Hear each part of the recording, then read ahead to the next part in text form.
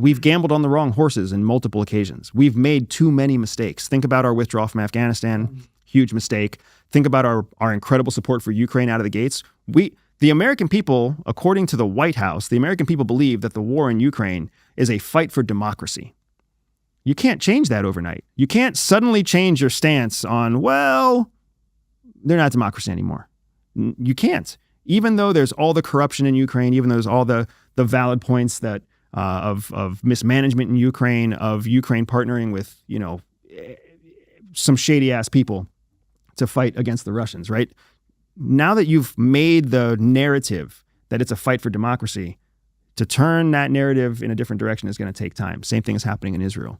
To say that the Israelis have the right to take on Hamas when there were 2,000 dead Israelis, that was one thing. It's very different now with the same 2,000 dead Israelis and 35,000 dead Palestinians.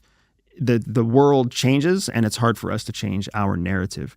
So the way that we start to work towards changing it, in my opinion, is to understand that we need to basically lick our wounds for the next 2 to 4 years, get our shit straight, actually play the game that we try to portray to other people, and recognize that we have to become more pragmatic and less ideological about who we partner with.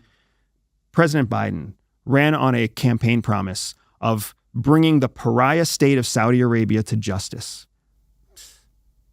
Now he's in fucking Saudi Arabia promising them security guarantees that the United States will give Saudi Arabia if they can help broker a peace deal between Hamas and Israel.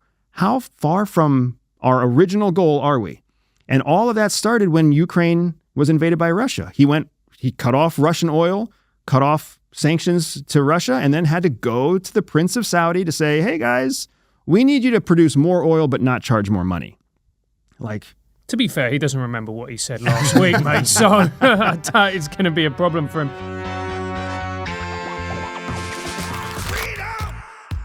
So fresh, so new. Freedom.